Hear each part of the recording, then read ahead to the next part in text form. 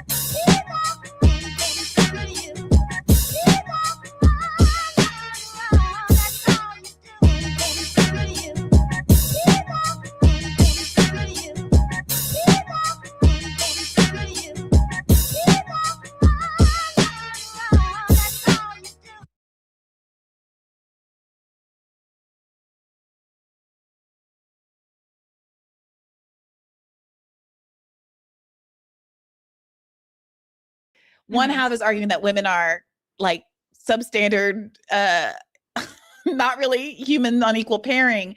And the other is arguing that like they don't like me back. Sure. Yeah.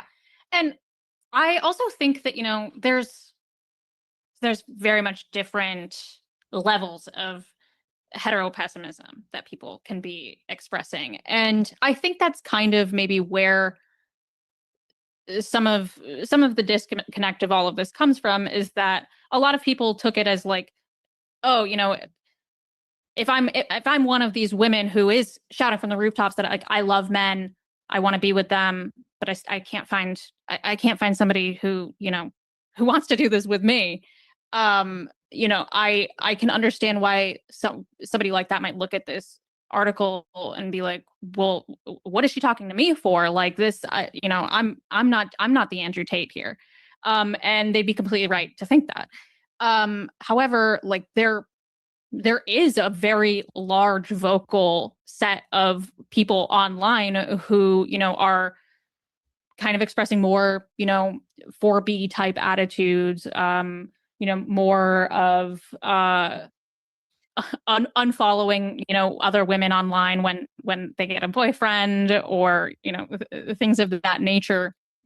And while, you know, again, to reassert the point that misogyny and misandry are not the same thing, I think that when we look at what the end product is, you know, for people on an individual level, by aligning with either of those ideologies, it's the end point is really more time spent angry online, and that's where the similarity between the two lies.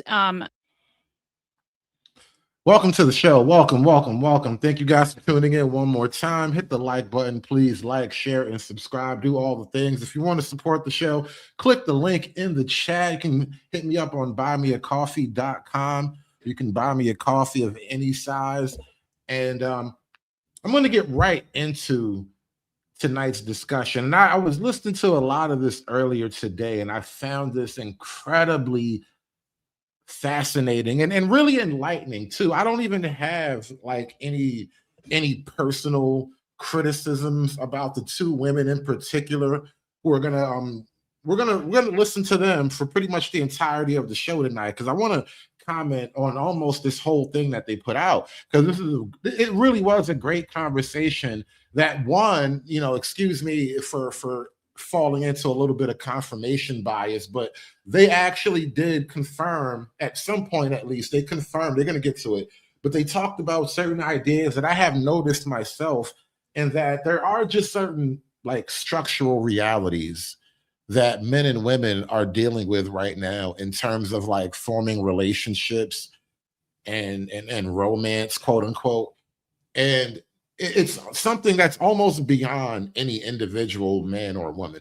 But that being said, though, they actually highlighted a lot of things in this particular podcast that I think is very much worth commenting on. And so we're just gonna jump right into tonight's show. Hit the like button for me, y'all. Like, share, and subscribe. Thanks for watching. Let's jump right into it.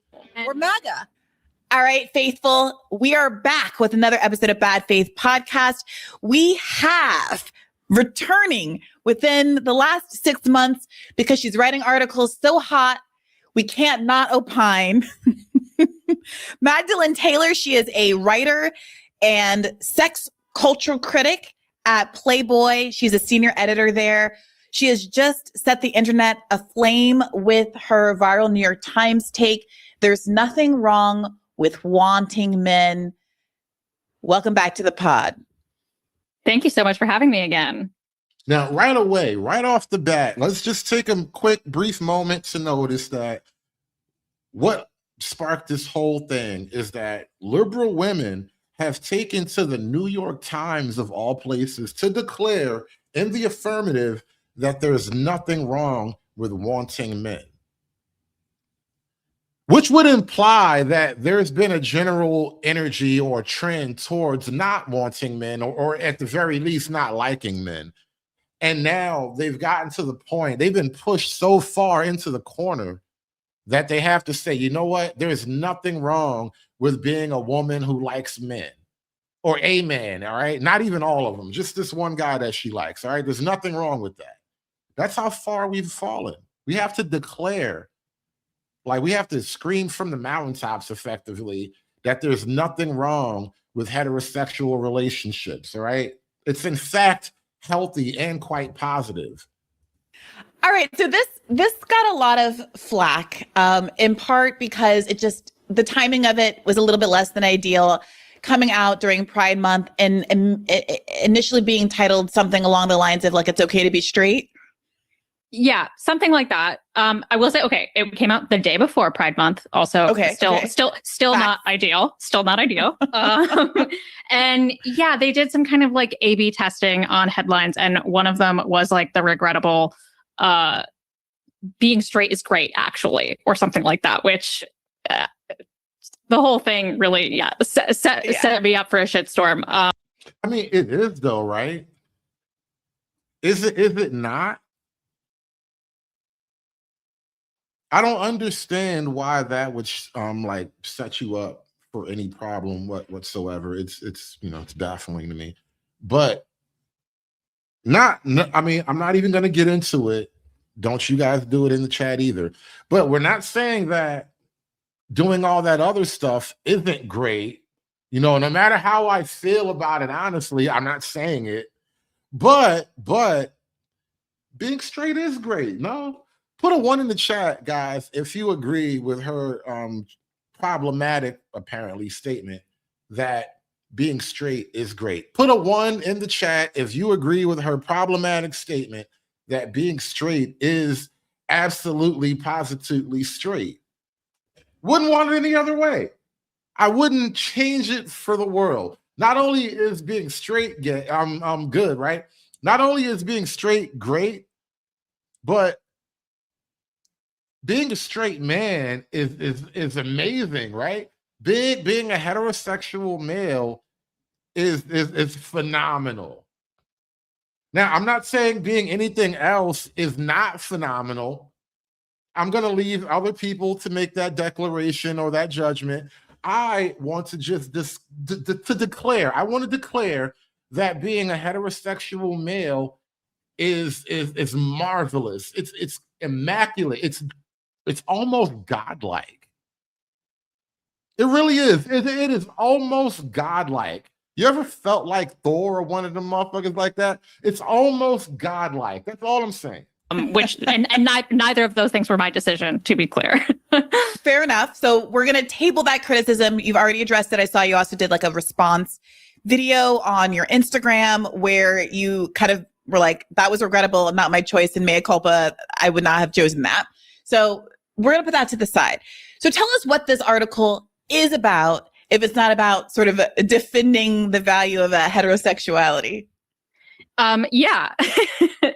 So the article is about how there is a pervasive sense of hetero-pessimism in the culture right now, which is a sort of fatalistic attitude towards heterosexuality and the state of being straight. This, idea that the tension between men and women right now is sort of in a state of disrepair, that heterosexuality and straight relationships no longer serve straight men and women, and that a lot of us should just give up and would be, better off alone.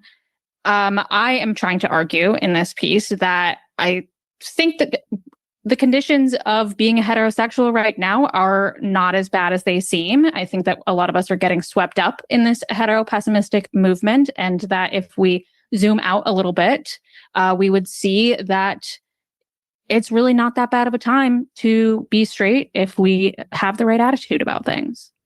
All right. So as I'm sure you're aware, I think some of the pushback has been that some of the pessimism isn't following vibes, right? It's not downstream from articles that are being written about hetero-pessimism, but the articles are being written because they're based on the experiences of people in the dating market who have come to the position of pessimism because they have not been especially successful. And that and shout out to Red Illusion. You make some of the most perfect, awful comments. Like they're perfect in their awfulness at times. But this is a very spot on comment, Red. Hetero pessimism as opposed to homo optimism, which is a very literal observation of like the state of affairs right now. And that I think LGBT culture is having a moment unlike any other in history right now. Whereas heterosexual relationships are on the decline and have hit a bottom have hit a bottom unlike any other moment in history. And it's interesting that there seems to be a kind of inversion principle at play where the more one goes up, the more the other goes down. There is something that's rational about heteropessimism. And then I've heard this as well from women in particular. I talk more to women. I'm not saying that men don't feel this way as well, but that there's a sense of self-preservation in heteropessimism where you say, I'm just kind of going to decenter myself from this. I'm not going to prioritize. And shout out to American Man in the chat. He says, bro, I tried to listen to some of this. I couldn't do it. Salute to you, Hood, for doing the work. Bro, I am here to help us all through it. That is how I rationalize my position on this journey, right? I'm here to help us through it. That's all I'm trying to do. Because I don't know my way either, but we got to get through it together. And that's what we're trying to do. We're trying to understand the retardation of the modern leftist woman. Because most women are they're almost biologically left-leaning anyway, and God bless them. You can't hate them for it. You just got to learn to love them through it. But a lot of women are kind of, leaning toward a lot of these ideas naturally, and then politics comes along, and social media, and the media in general comes along and tells them all these fabulous, fantastical things, and now they're all kind of tired, and it's awful. It's really sad, but we have to get through it together, no matter what. The hunt for a romantic partner in my life. Doing so has been pretty fruitless, and I have very little control over it. And it's overwhelming and it makes me feel bad. Women are often pressed to introspect and change things about themselves in order to find a mate. And therefore saying, you know what, this just isn't going to be my priority right now is a way to find enjoyment in life. Because you no longer are trying to filter everything through the lens of, am I worthwhile because I have found a mate? What do you make of those critiques? Yeah, well, I completely welcome people, choosing whatever romantic path does actually serve them. And I think for a lot of people, a path of independence, a path of genuinely decentering men or women is indeed going to be a fulfilling path of happiness for them. However, I think that's something completely different than now right away, I think it almost goes without saying that in general, from a grand historical perspective, there have always been men and women too who just don't, they don't do well romantically, right? Although more women are probably going to reproduce, generally speaking, than men in any given context, still not everybody's going to be a winner. That's just the nature of life, right? But the problem that we're having in this moment is that there are way too many losers and not enough winners. And that's a sociological phenomenon that these two women are these two leftist women, mind you. That's what's really fascinating about this, because it is leftist culture that has pushed us into this direction, socially speaking, anyway. It is all this kind of social permissiveness, feminism and no-fault divorce and girl power and Me Too and DEI, all these things, all these different things. Death by 1,000 cuts has now kind of, gotten us to this point. And even the leftist women are now complaining about their, oncoming utopia. Being a heteropessimist and being somebody who engages in heteropessimism online, I think that, if you're going to decenter something, wrapping yourself and your identity in the antagonistic, attitude against it is not actually decentering it. You are just centering yourself in the antagonism instead. Wow, Jesse Lee says 25% of Black women are gay per the CDC. That's a lot of decentering, all right? They are decentering the hell out of Black men right now. Shout out to Black women, y'all. They are decentering men every day. Yeah, what are they coming to church doing? Being gay! that's really, my main critique of that critique of mine is that people who are claiming, decentering men, but are still aligning with heteropessimism they're not actually doing the decentering that they're talking about. But I do completely agree that that's decentering men is indeed what will make some women happier, and people should completely do that. As for people's lived experiences that would bring them to the point of heteropessimism, again, completely not interested in discounting people's actual experiences with heterosexuality. I think it's so obvious that many of us have experienced something negative in dating, whether it's something as simple as a bad date or something like sexual violence, and those problems are obviously real and something to deal with. However, I do still think I think it has to be noted that American Western women in particular, maybe you could make this argument in parts of Europe that like it's just generally unsafe on the street. I mean, don't get me wrong, there are always neighborhoods and streets you shouldn't be walking down and parts of the city that are dangerous for anybody, right? But the idea, like I remember a couple of years back that they're in college women, I think, started this concept. The idea that we live in a great culture. That was the terminology going around, pardon my YouTube parlance, right? But that was the terminology that they were using, roughly speaking, right? It was a great culture in America. When the fact is, America, as far as women are concerned, is the most protected place a woman could ever be born into, black, white, or whatever.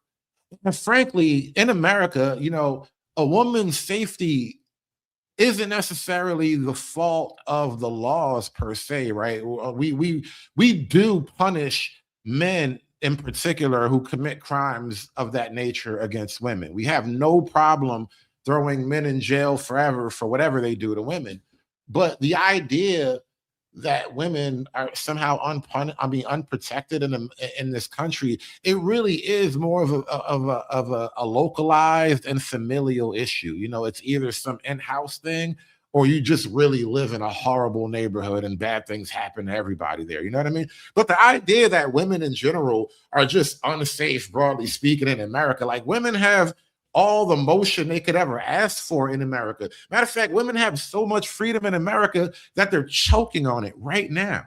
I think that there is this cultural undercurrent that I think especially women on the internet are being kind of algorithmically driven to, that isn't about our own experiences, isn't about liberating us as women, isn't about making us safer. It's really just about expressing an unproductive discontentment online. Okay, interestingly put, an unproductive discontentment. Why is it? Right. Women complaining online apparently has real world consequences. Who knew that women running their mouths uncontrollably could have like negative real world effects, right? Who knew? I feel like this is a lesson old as the Bible. Did you know that back during like medieval times, they had a thing called like the bride scold? They used to put a bridle, like a whole head garment on a woman and some kind of horse's bridle in a woman's mouth so she couldn't talk properly. And they called it like a wives scold or a bride scold, something like that. But basically, they used to put contraptions on women so they would shut the hell up in public, right? Who ever thought that women running their mouths uncontrollably could lead to dire consequence, right? It's crazy that could happen like that, isn't it? Unproductive. Because for me, it's entirely digitally centered. And kind of like what I was saying with how there's a lot of talk of decentering men, but not actually doing that. I think that there is something productive in the genuine, decentering of something that does not serve you. And, I would love to see women who and I'm speaking in generalities here, again, like you've said, men can have this kind of heteropessimistic discontentment with women and want to decenter women as well. But for example, women who are experiencing, feelings of heteropessimism and engaging in a lot of this negativity online, there isn't really a lot of talk of, of building a fulfilling life outside of the parameters of heterosexuality. There's not a lot of talk of, women. What if there isn't really much of a fulfilling life outside of the parameters of heterosexual relationships? I know, right? It's crazy work. What if the white Christian heteronormative patriarchy is the path to actual happiness? You want me on that wall. You need me on that wall. Right, like you lay that out as if there's another method another known method of widespread like social cohesion and national dynamism, right? Like when we were when we were most like what you just described, we were also at our most dynamic. Whatever social problems that were, in the country still, it made for a powerful nation. And it seems like getting away from the values that made the nation powerful makes the nation less powerful. What if there are only a handful of ways to actually do things the right way? Like maybe there are like one or two, three max. I'll give you three max if you're really a genius. But what if there are only one or two real ways to do a certain thing the right way? Have you ever thought about that? A lot of this negativity online, there isn't really a lot of talk of, of building a fulfilling life outside of the parameters of heterosexuality. There's not a lot of talk of, women forming a community together, a real life, Women do have community together. It's called the projects or the Section 8 apartment complex. That's totally a female community. It's like nothing but women doing it for themselves. And then also too, on the opposite end of like the economic spectrum, you have I think Brianna Greyjoy is going to start talking about this a little bit later. She lives in what she describes as the urban polycule, which is the very kind of, like I said, it's the opposite of the economic spectrum. It's not like Section 8 for ghetto bitches. It is, it's hipster, it's young, hip, urban living, for the middle and upper middle class aspirational type people, where, for all kinds of reasons, having proper long-term relationships that ultimately lead to children, they're hard to come by. But, we got each other. You guys remember that TV show Friends?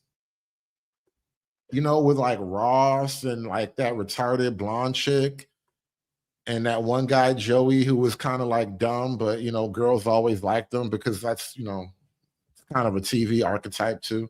I mean, it's low-key a real world archetype. You guys remember Friends? Friends was the actual like model for the urban polycule. Now they all kind of, because it was Hollywood and they got to sell you bitches dreams, they all kind of were trying to get married, and some of them did. But the reality of it is that, Friends was trying to model something for a lot of us in a way that it was hard to understand when we weren't really like able to look back at it. But Friends was the urban polycule. A real life for oneself. I personally don't find the internet-centered antagonism and animosity to be something that provides me fulfillment. I'm certain that there are some people that it provides a sense of fulfillment, but I don't think it yields true community or connection for people to complain online like this. It's interesting because my experience has been that the discourse around if having a boyfriend embarrassing, is hetero pessimism or hetero fatalism the way of the world, it feels as though it provides an important permission structure to realize that there are structural factors at play and there are broad trends in how people are feeling in the dating market that help individual women and men. Sorry, I do speak to more women, but help individuals feel as though their experiences are more universal, and therefore, to the extent that they are blaming themselves and feeling isolated and self-critical for their failure to hit certain milestones, it is a relief. And that these articles provide a connection point and a language for us to understand that it's not just me and my own personal failing, it's all of us.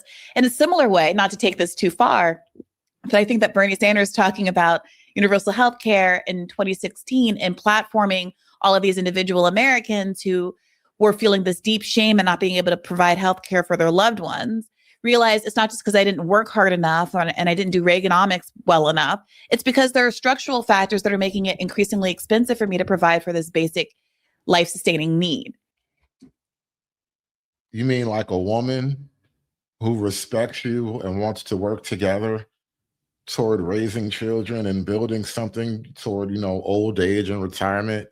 Is it too expensive to kind of, make an attempt to get something like that? Is that what you're saying? Is there an economic structural hurdle being placed in front of everyone that's just making it a lot more difficult, making the prospects look a lot less enticing, right? And not to even, be that guy, because everybody acts like I hate women because I can read and make observations. But somehow, if you excel at things like pattern recognition, they might say you hate women. It's crazy how those two are connected. But the fact that we have almost an entire government and economic system that is at the minimum very, very cautious of doing anything that might be perceived as harming women, and at the most is directly attempting to help women in any way they can think of, might that be a part of the structural reality that's making modern relationships difficult? I'm just throwing that out there. I'll be having theories and hypotheses and whatnot. I bomb atomically, Socrates' philosophies and hypotheses and all of that Wu-Tang shit. So I'm not going to sit here and say that every single aspect of the discourse is productive. A lot of it, to your point in the article, is dunking and jokes on TikTok or whatever. But it does seem to me to be serving some social purpose. What do you say to that? Yeah, well, so one of the things I do talk about in the article is, the concept of the personal is political. And I think that what you're describing is wait a minute. Who introduced us to the idea that the personal is political? We are absolutely winning right now. Absolutely. We have done more than change the conversation. We changed the balance of power in the federal government. I mean, between men and women, who is it that, popularized the notion that the personal is, in fact, the political?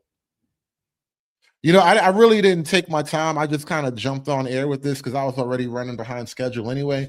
But you guys remember that famous chart that shows the kind of political divergence between men and women over the years, especially in the Trump era, where men have moved nominally to the right. Men have mostly hugged the center, and a few guys have moved further to the extreme, but women have went drastically off the left end of the spectrum. They fell off a cliff, basically, going so far left. And so all I'm saying is maybe it was the women who changed the conversation and made everything that was personal political.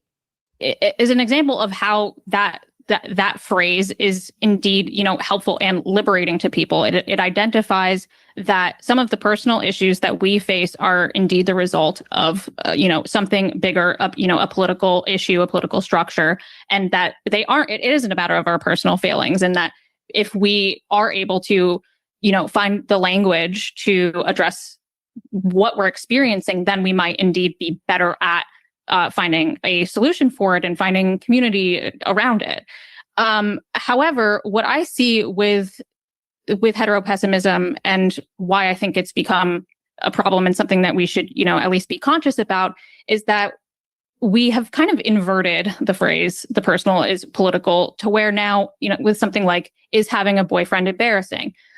No, you have not inverted the phrase, young lady. That's not what's happening here. What's happened is we've taken your retarded notion to its extreme logical conclusion. All right. That is the thing. This is why there's the concept, a place for everything in its place. Too much of anything, too much of a good thing is a bad thing. Like, we have these little kind of quips and phrases that we all know colloquially that caution us about moving too far in one direction or the other, right? And what's happened is your concept of the personal being political has now taken its place at the logical extreme of having a boyfriend. I think they're going to talk about this at some point.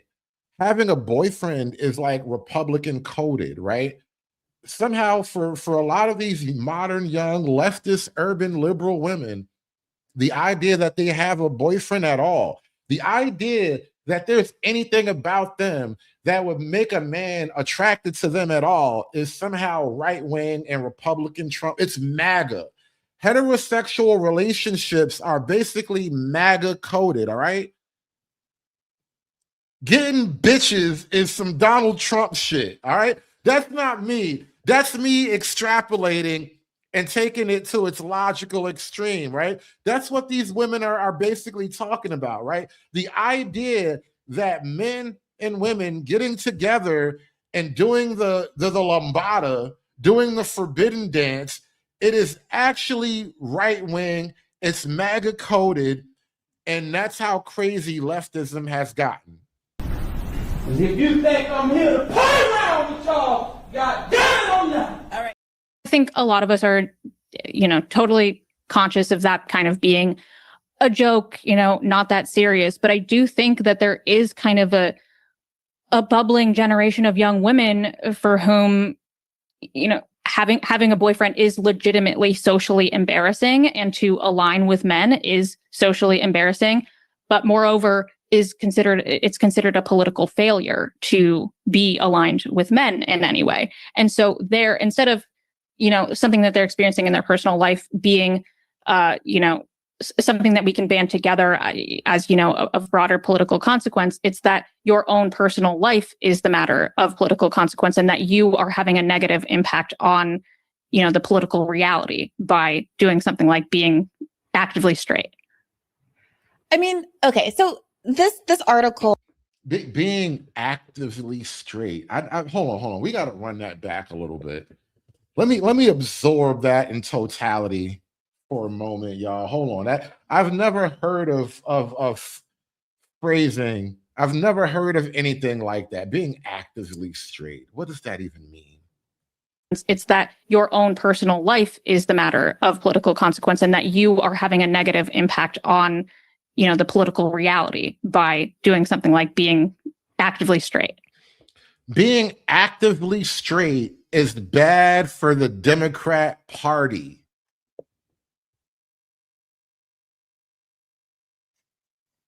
Think about what that means. Like, they want you to be straight in the closet. They want you to be straight, but not too straight. You know what I mean? I was thinking about this whole thing because the other day we were talking about Streamer University and that whole thing with Black Boy and him being all like coming out the closet or whatever. Or maybe he's just, I learned a new word. Maybe he's gay baiting. Maybe he's just pretending to be gay to get that, the gay money. Because gays be having money because they don't really make babies like that. And so maybe he was just doing that, right? I don't know. But this whole thing about being actively straight and it's bad for the Democrats. Think about this for a minute, right? They want you to be straight in the closet. They want straight people to be in the closet. And so like when I was thinking about the whole streamer university thing, it occurred to me, and this is why like if ever the question is posed to you like directly and logically, this is how you can answer the question like objectively and logically, right? Because this is why I'm gonna answer the question without even asking it. This is why relationships, like just social relationships, like interactions, workplace stuff like that, in school or whatever.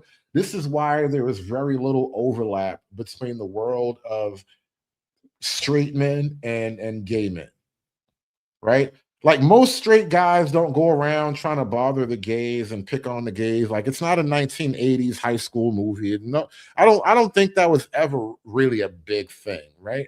But in general, there's just no overlap between these two worlds. And one of the reasons why is you'll never make the gays more masculine, but the gays will make everybody else gayer by proximity.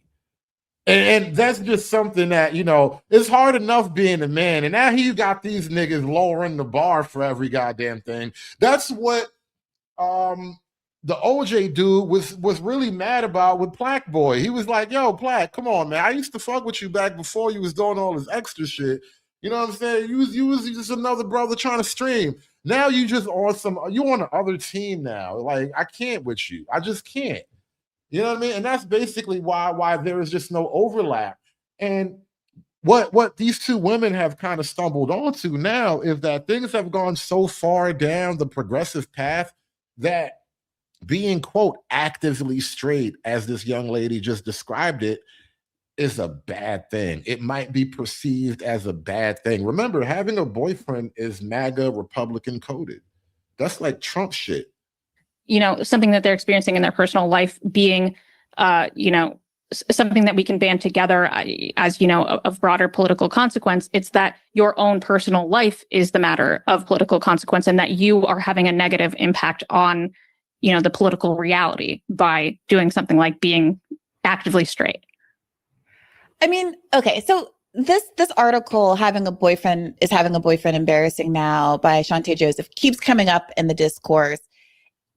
The title of it seems to be talked about more than the substance of the article. Yeah. So we just go to what the thing is actually about for a second.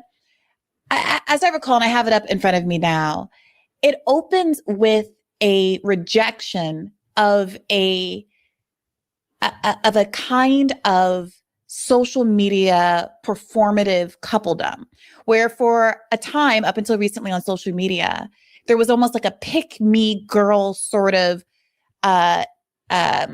desire to post your boyfriend as part of content to show something that your life was good and full and cute.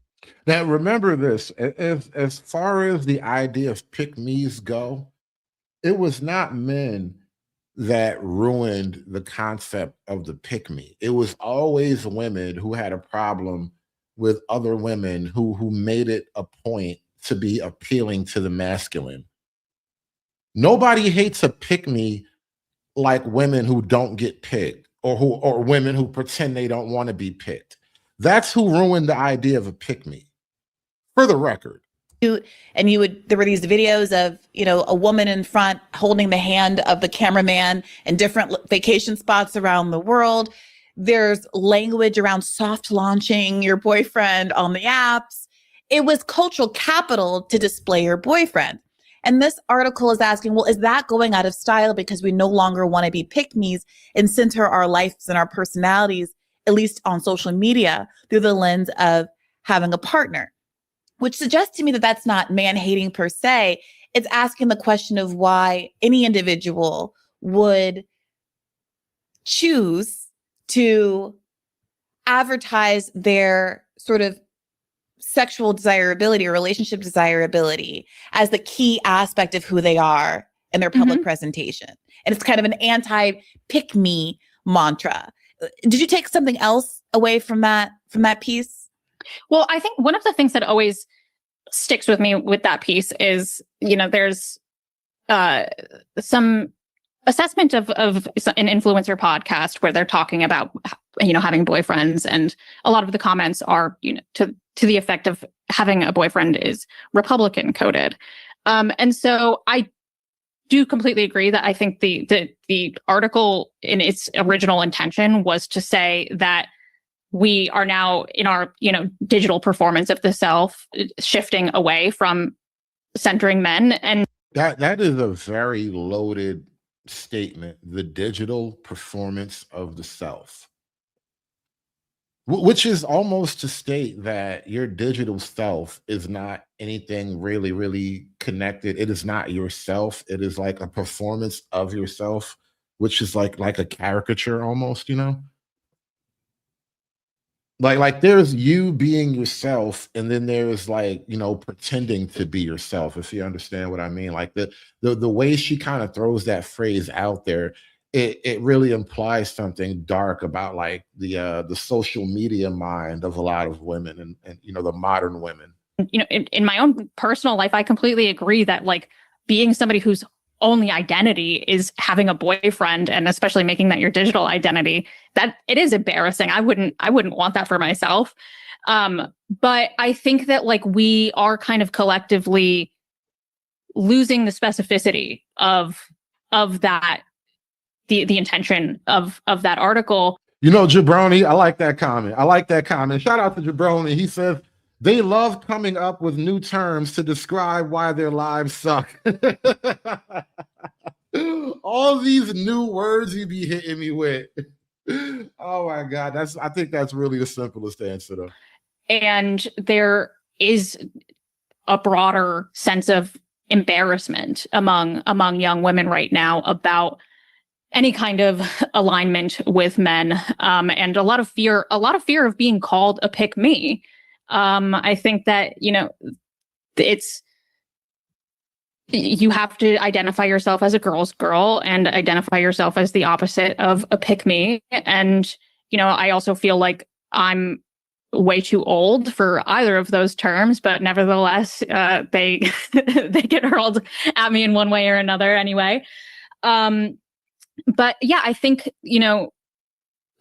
while we definitely threw the baby out with the bathwater, and a lot of the discourse around that particular is having a boyfriend embarrassing article, I think that it nevertheless reflects a broader anxiety that young women are experiencing right now.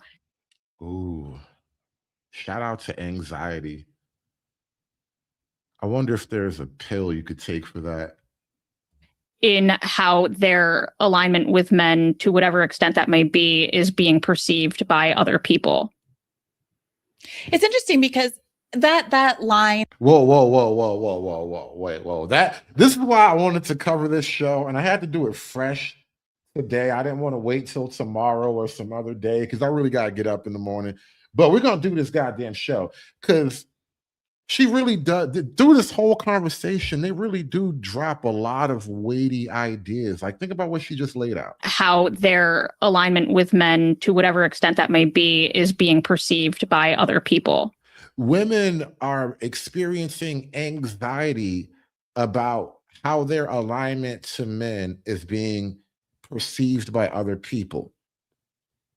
And regular, human terms, if I can translate that into like man speak for a minute, if I can mansplain that shit for you, women have now realized that the shit that they say, that them running their mouths makes people like them a little bit less, a lot of bit less even. You running your mouth makes you less likable. It's like they're slowly hitting that they're bending that curve a little bit now. For an embarrassing article, I think that it nevertheless reflects a broader anxiety that young women are experiencing right now in how their alignment with men, to whatever extent that may be, is being perceived by other people.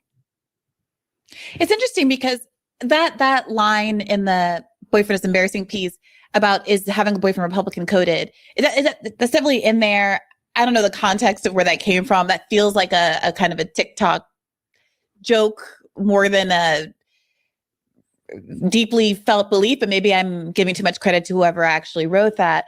But there is some truth to it, and you talk about it in the very beginning of your piece. You open saying gender relations are tense to the point of hostility these days. Straight men and women are politically and culturally divided. In a world of Andrew Tate and OnlyFans, trad wives, and incels, just over half of single men and women alike report feeling pessimistic about finding a partner. This idea that we are, in fact, increasingly culturally and politically divided along gender lines is something that came up when I pulled my polycule about this article earlier today in advance of recording this. Folks who listen to Bad Faith regularly know that on the Valentine's Day episode this year, there was a joke made about how I felt in decentering men and really embracing friendships. I'd fallen into a group of really wonderful people that live in my building. Shout out to Brianna Greyjoy's polycule, by the way. You know, she seems like she's landed relatively softly. You know, I'm happy for her. I don't know that there's a great polycule for every woman out there, especially like, you know, young Black women, you know, young urban Black women. I don't think the majority of them are going to have a great polycule like Brianna has found for herself. And it's unfortunate, but there's nothing I can do about it. But, you know, shout out to Brianna's polycule, though. At least they get to get some love in this. And it was jokingly referred to as my polycule because I felt like I got a lot of the benefits of having men around and mixed gender company without actually being in a relationship. So I pulled my polycule. And one of the anecdotes that one of the women offered is that she's pessimistic in part because she has had the experience of having men hide from her their genuine political orientation and basically wasting her time and then revealing in the 11th hour that they were much more conservative than they had purported to be. Niggas lied about the box. Niggas lied about Trump to get the box, y'all. Is that what these niggas is doing? Is that what leftists meant? Is that what you have to do now to get the box? You got to lie about Trump? I would never. You know, I respect women. I don't want to take your rights away, baby. I love you voting. You niggas lying and get the box, y'all. Tell me that's not real. Tell me that's not real. Tell me that you niggas don't be lying about Trump to get the box. I hate you niggas. Oh my God. Why is this true? Why is this true? Come on. Of all the things that you could be doing, you gonna lie about Trump to get the box, man. You niggas is terrible. I can't believe y'all, man. What the hell is going on out here? I'm done. I'm done with life. And it's all Jermaine's fault. It's always Jermaine's fault. You niggas is awful. Part because she has had the experience of having men hide from her their genuine political orientation and basically wasting her time and then revealing in the 11th hour that they were much more conservative than they had purported to be. Is that? Hold on, wait. Is that what it is? We got all kind of new linguistic terminologies and whatnot. My man Dominicoon says it's called woke fishing. Is that what we're doing, y'all? Is that what we're doing? We're calling it woke fishing. It's like catfishing, but with MAGA dick. I pause, right? Pause, but I got to throw it out there because that's really the name of the game. It's like, you ain't know you was going to get this MAGA dick, right? You thought you was going to get some little limp blue dick. I'm like, no, this bitch is big and red. Like, goddamn, surprise. Like, you niggas is awful. I hate you niggas for making me tell these jokes, by the way. I hate each and every one of you for making me have to tell these jokes. The anecdotes that one of the women offered is that she's pessimistic in part because she has had the experience of having men hide from her their genuine political orientation and basically wasting her time and then revealing in the 11th hour that they were much more conservative than they had purported to be. Is that not a real phenomenon that might lead someone to be pessimistic and legitimately pessimistic in the dating market? Yes, I completely, that is something I have other girlfriends that have experienced this themselves. And yeah, it's completely real. And it's one of the things that has kind of led us to this, stalemate in the gender war right now, is that, that political divide is real. And it's, You know what? This is let me just take a minute to, if there is like a few women listening, because I know there are always one or two. A couple are fans, one is a hater. You know, if there are any women listening, let me explain something, if I might. Not that I know anything about anything, but I know something about some things. And as a dude, I think that this is something women may not get, and this is why, like, ultimately, like, you being yourself as a dude, and all of your shitty greatness is supreme. Don't try to like pretend to be somebody else. Don't try to pretend to be nicer than who you are and all that shit.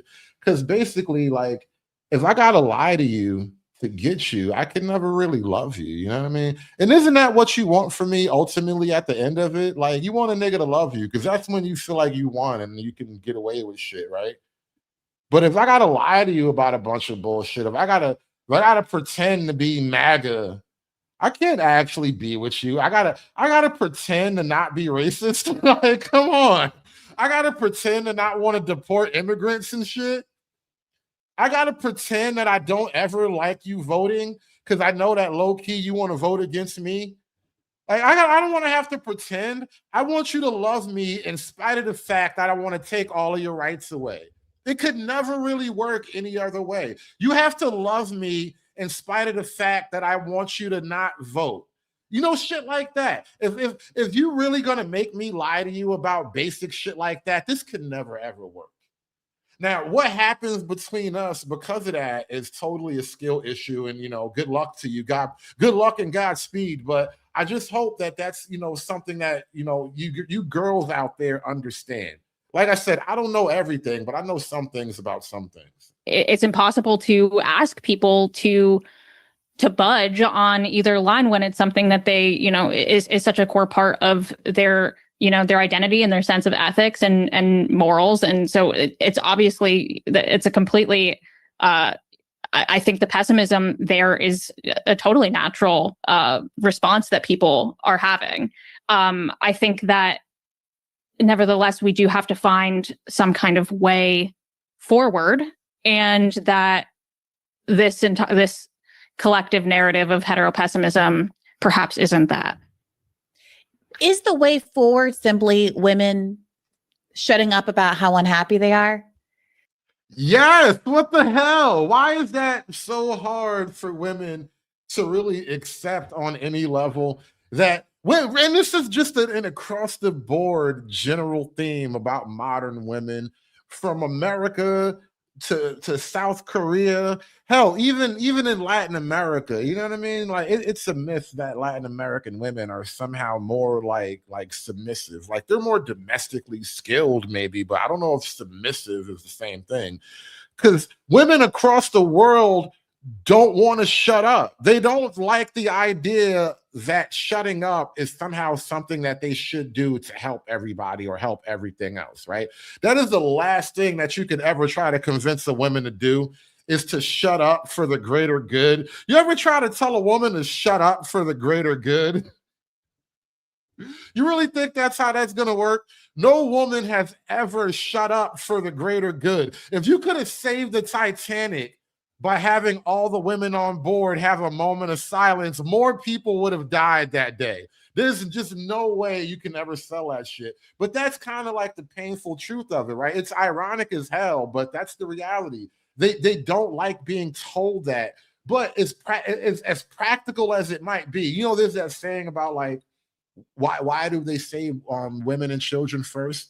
So men can think of a solution in peace and quiet, right?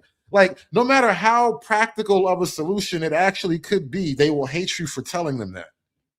Narrative of heteropessimism perhaps isn't that. Is the way forward simply women shutting up about how unhappy they are? No, of course not. Of course not. So because I do feel like that's sort of the tension here. You go on to write, okay, you say, Women say of men that they are at best clueless and emotionally immature and at worst actively toxic. Okay. Among men, women are often viewed as romantically spoiled, drowning in options. We're too self-absorbed to select from, even if we're worth their time at all. Okay. And you, throughout the article, sort of juxtapose this manosphere phenomenon, which we talked about the last time you were on the podcast, as something that is affecting how men, especially younger men, are coming to relationships and how they're valuing women. And that seems like a very extreme change in male attitude that women are contending with.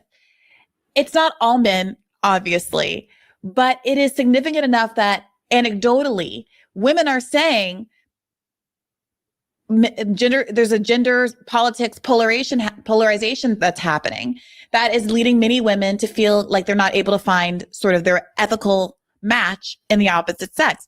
The women's complaint here, as you describe it, or sorry, the men's complaint about women, as you describe it, is that women are romantically spoiled and drowning in options.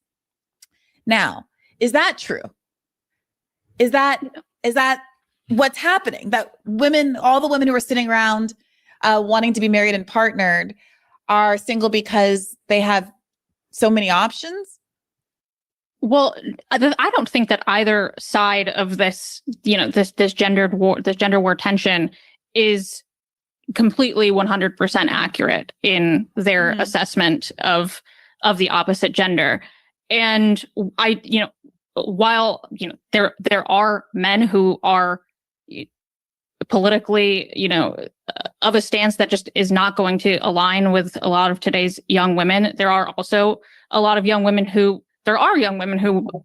are what's the term I'm looking for?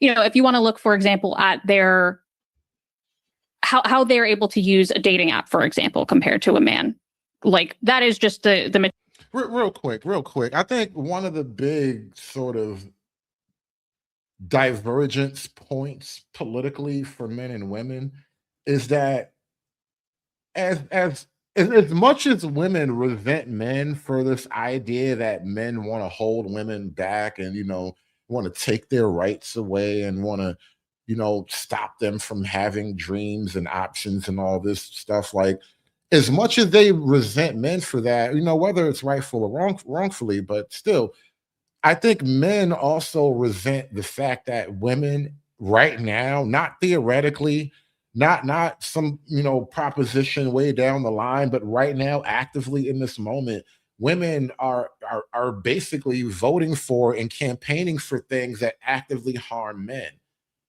And they kind of like call it out by name. They blame the patriarchy, which is just men and this sort of nebulous kind of concept. They don't really always blame an individual man, but like they blame men in general for the very idea that women are not currently equal to men. No matter how much the culture and the society is bent to help women rise, women seem to just have this kind of never-ending grievance against men. Material reality of being a woman on a dating app is that it is easier. How's that? Say more. I mean, I wish I had the data right in front of me to lay this out more succinctly. But for example, I don't think any woman who's been on a dating app, she's aware that getting a match and starting a conversation with a man who might be interested in taking her out, whether he is of any kind of like caliber of man that this woman wants to date, is, beside the point. It's much easier for a woman to get a match and get a date on. The 80-20 rule is everywhere. You can quibble with it. You can argue with it. You can try to rationalize away all the realities and the suppositions that follow from it. But the simple fact is the general concept of the 80-20 rule, especially in a world where a lot of our interactions are preceded by online dating and online matchmaking, the 80-20 rule is paramount. It's damn near a biblical law, all right? On dating apps, the level at which a woman is swiped right on versus a man, there's a very stark difference there statistically. And so that would lead men to believe that women are swimming in options. Whether that actually reflects the reality of how anyone would want to date, I don't think that's the case. I don't think it's a fair assessment to say that women are swimming in romantic options. But if we want to look at the digital realm of dating and how people are able to use dating apps, or the way we use social media, for example, it does present this narrative of women being in, a position of extreme choice that, again, is not necessarily reflective of the reality of how we date. Yeah, it's tough. When I pull the polycule, one woman sent a screen grab of her Hinge profile, which showed this alert that she says she gets semi-regularly, which says, "You've seen everyone for now. Try changing your filter so that more people match your criteria, or check back later." And she says, I swipe through every single person on Hinge and Bumble every single day within a 50-mile radius, and eventually get this wall message that says, "We're basically out of guys." Mm-hmm. Right.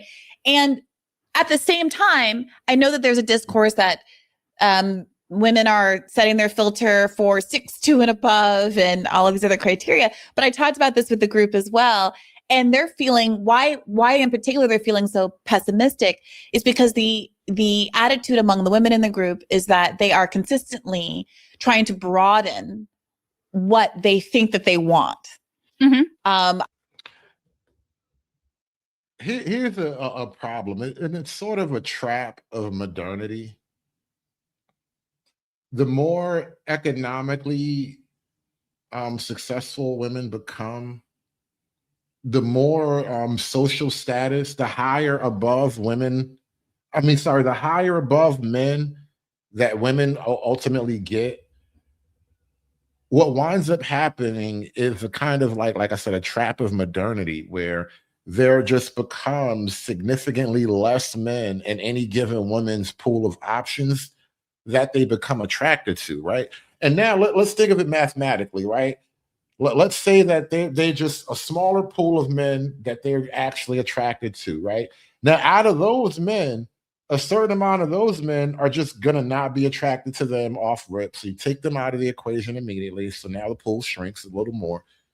And then out of the men who are attracted to them, let's just say for reasons on both parties' fault, either he's going to have horrible qualities or a horrible life situation that makes it hard, or he's going to look at her and say, "I can't get with this shit," and that makes it harder. But either way you have it, the pool of viable men goes down a little bit more. And then now you got to go through the process of kind of like finding these men and going from one to the other. It becomes a lot over time. I'm trying to avoid using the phrase lower the bar, but that's really what I'm saying. Because they don't want to exclude someone who could be a great match just because they lack some superficial quality or some quality that they thought was a deal breaker. And despite being increasingly flexible about what it might look like to have partnership or what their partner might look like, they still feel like it's difficult to connect with someone. And then when they do, there is a disinterest in converting those dates into a relationship. Mm-hmm. Mm-hmm. And so again, all of that is real. And I don't think that there's anywhere in my entire argument about heteropessimism, there's nowhere that I'm trying to say that like the struggles that people are experiencing right now are trying to date all of that is real. I acknowledge that throughout my work, the frustrations and the anxieties and the fears that people have, those are all real and warranted and backed by their own lived experience. However, if you are, if you're somebody who's experiencing these things and you still do want, you do still ultimately want a connection with somebody, you don't want to completely, separate yourself from, the world of romantic possibility or whatever else. How then does the attitude of heteropessimism serve that aim? And I think that like a lot of the issues that we are It's like they've complained themselves into a corner. They've complained so hard about so many things that matter so little to everybody. And kind of look at Brianna Greyjoy's face right now. You know, maybe this is total accidental, but this is textbook RBF right here. Put a 1 in the chat if you know what RBF means. I find it ironic as her guest is describing this kind of moment of ultimate. It's like she's climaxed frustration. You know, she's hit peak frustration here, and Brianna Greyjoy is just sitting there with perfect RBF. It's a great freeze frame. I would have almost used this as the thumbnail, but I couldn't get a great shot of the girl at the same time. We're experiencing right now are ultimately, they are bigger structural political issues, you know, that kind of deal with how we have been, you know, disconnected, you know, like from our social fabric, really, and how we, you know, have how much our phones have become mediators into our personal lives. And instead, we, through the narrative of heteropessimism, we are focusing our qualms and our issues with the broader culture onto the opposite gender in a way that, as I already, you know, the word I used before, is unproductive. If our desire is to connect with people, then dwelling on this narrative of the problem being heterosexuality, the problem being women, the problem being men, isn't going to get us to the place of happiness that we're looking for. What if the problem is women or men? Like, at least you're willing to, you know, embrace the question. Shout out to Brianna for at least saying it. You know, what if the problem is women?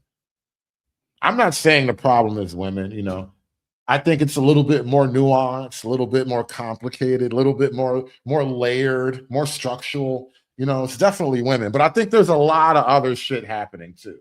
What if the problem, it's not a vibes based, it really is structural. So we've talked in the past on this podcast about, you know, the traditional drivers toward marriage. If women are reliant on men for money, basically, then that becomes a priority. That's is fully what's driving people into coupledom in the first place. And these other factors of attraction or yes, Brianna, basic financial realities were a huge driver for male and female domestic partnership up until the modern world in the last 30, 40 years. I know it kind of removes a lot of the mysticism and the romance and whatnot from it all, but that is the basic reality. You know, a lot of that, the world, the romantic world that you know, our grandparents, let's say our grandparents had that world. A lot of that was really dependent upon the fact that the majority of the money was made by men, and there was no other real expectation. Nowadays, we have women who expect to make basically a man's corporate salary and then still have 1950s levels of male options to choose from. And it's just not a viable desire. It's just the game is no longer constructed in that way. Or connection or politics, they never even came into play. And if we're living in a world that is increasingly economically precarious, where financial parity has meant that the contribution that a man is going to make as compared to a woman to a household is even or even potentially less. We have changing norms in terms of what women are expected to bring to the table in terms of housekeeping and childcare and childbirth, but biology still overdetermines women's participation in those fields. Both sides are feeling like they're not especially appreciated for what they're bringing to the table. There's a big question mark for many people, especially younger folks, as to whether or not they want to have kids in the first place, which really really begs the question, why are we getting married in the first place? And there is a yes, ladies. I think that is a very, very viable critique that men have about the modern dynamic. The more women pull away from the traditional feminine concepts, the less men are attracted to whatever else women have to offer. Like the idea that, traditional and not to be like a stickler or whatever, but because everybody lives in 2026, right? We all are children of modernity. But the idea that men want something that is kind of approximating traditionalism, I don't think you can just like socialize the majority of men away from that concept. Like, especially when there's still men who can look around and see the options available and choose those more desirable options. Like, you really would have to like not only isolate the men from any other options, but then abuse them to the point that they don't even like look for these options anymore. And you haven't been able to do that. And so men, it's just, I think you've gotten men to the point of like peak liberalism where we're just not going to get any more liberal, any more permissive. All right. Men are just not going to get any gayer than men already are. All right. We're just at a peak.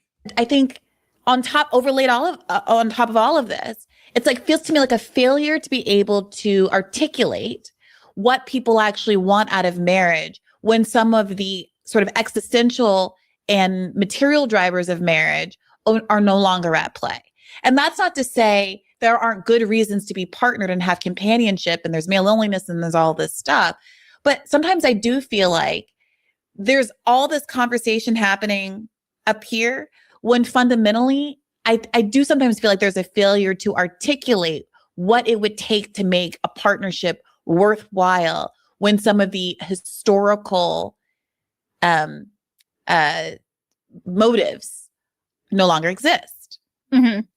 Yeah, I mean, completely. And I do think a lot of what you're saying, the economic motives of marriage, the political, religious motives of marriage, those aren't there anymore. And I think that's one of the explicit reasons I think that we, especially as women, could be a little bit more optimistic about, our romantic futures, in that we are no longer relying on, on marriage and men, for our economic security, for, our, political, religious identity. We can pursue heterosexuality strictly because it's what we want to do. But I think you're completely right that, no, nobody wants it. We were just born that way. Yeah, sure. Yeah. Duh.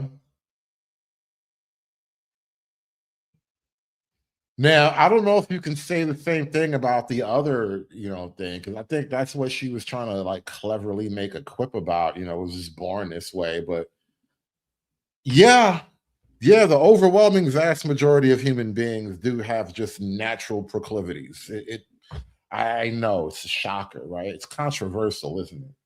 I think that you're completely right, though, that we're in this really messy moment where we all, a lot of us are still holding on to, the idea of marriage or a family, and, the cultural narrative of that being what we're supposed to want or supposed to have. But then also, it's funny as hell too. Non Sequitur says women sabotaging women. You know what's ironic about that? I was just over on fucking Drip Nation. I was on Drip's panel. Got into this whole stupid ass argument because there's always some weird dick rider that has like a personal problem with me, want to argue with me instead of arguing like the conversation or whatever. And that was actually the whole question at hand. Can women teach other women how to get married and how to like, be appealing to men or whatever? And it's ironic as hell because here you have two young, modern, relatively attractive women, liberal women, and they're all clueless and mystified, bro. They don't know what the hell's going on. All the education that they got between them, they probably got like 11 years of university between the two of these women, and neither one of them know what the hell is happening right now. It's fucking amazing. So the current cultural reality that those things aren't playing out the way that we were told they would. They aren't serving us the way that we were told that they would. And so there's, that's a big reason why we're experiencing this tension right now, is that all of these institutions are in a state of flux. And I think a lot of the heteropessimism people are expressing right now is actually a broader discontentment with how these institutions, how they serve us. Yeah. So I do think that the follow-up question, and why I keep coming back to this, but is it real? I do think that some of your push to have us be hetero-optimistic, it can feel a little bit like you're asking us to be sort of delusional, or to just ignore the reality on the ground. And to what end? Is an individual being more sanguine about the possibility of meeting someone really going to make that more likely if the reason that they're not meeting a woman isn't meeting a man is because he's MAGA, or a man not meeting a woman because a woman maybe doesn't want to have multiple kids anymore in a world where there's no childcare, and all of the attendant health risks that are involved. And there's so much economic instability, and who knows what the kind of world this child is going to grow up into, right? What am I being optimistic for? Is that kind of like a hope and change message when we need a more pragmatic, okay, we're going to do democratic socialism now message? Do you know what I mean? Yeah. And I mean, that is like obviously at the core of my argument and my writing here, is that I am an optimistic person, and I'm somebody who believes in the power of optimism. However woo we might want to frame that to be, like, I do think that there is inherent value in being optimistic and in wanting human connection and wanting better for people, wanting people to be happy. But I think that in and of itself is something to prioritize and care about. But, I thinking about, like, on the ground of heteropessimism, which, like, again, we are really only, when we talk about heteropessimism, we really do only look at it as something that women are experiencing. But, by my perspective, the manosphere is. Here we go. They always got to drag the manosphere into it.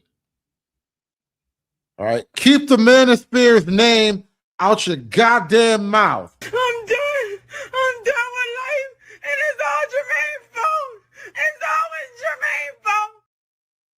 Its own brand of heteropessimism. It encourages a very negative view of women.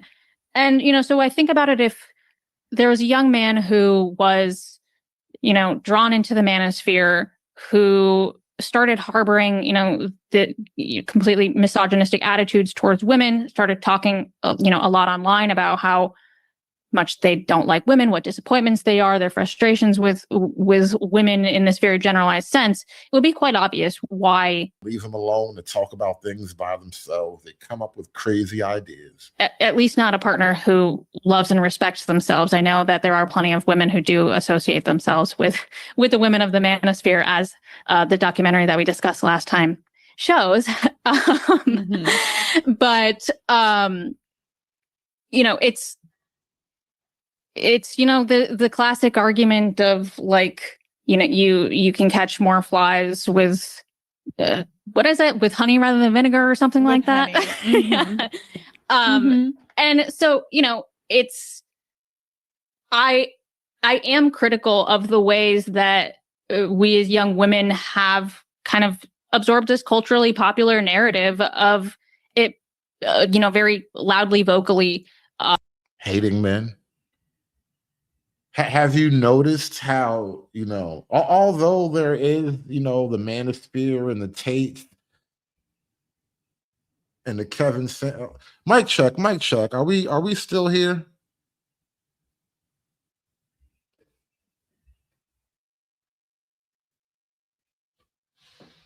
Mic check. Put a 1 in the chat if we're back.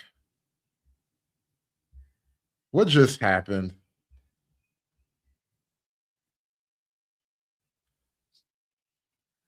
All right, was it just a glitch or did they zap me? I want to be sure because I'm trying not to, I'm trying not to get zapped here. But if it was a glitch, I think then maybe we're cool, technology issues. Hold on, I don't even remember what she just said. I was about to say something. Let's jump back at it. You can catch more flies with what is it, with honey rather than vinegar or something With like that. honey. And so it's I am critical of the ways that we as young women have kind of absorbed this culturally popular narrative of it, very loudly, vocally sizing men as a monolith, and that it Yeah. Man hating leads to lonely women. I know it's a crazy, like it's one of those Isaac Newton type of things. It's a revolutionary. It's groundbreaking. It's like Einstein's theorem or something. But that's the reality. Women hating men leads to women being lonely in the mass. it's starting to feel a little bit like, womanosphere light. And I'm obviously well aware that misogyny and misandry are of two totally different consequences. They're not even really, comparable. But on a basic level, regardless of whatever like the consequences of misandry might be and how it might affect men or whatever, I don't think being being a misandrous woman, I don't think is actually making us any happier is kind of my. No, feminism is not making them happier. It's like watching your baby take its first steps. They grow slow sometimes, but eventually they grow and they learn. Very loudly, vocally sizing men as a monolith, and that it's starting to feel a little bit like, womanosphere light.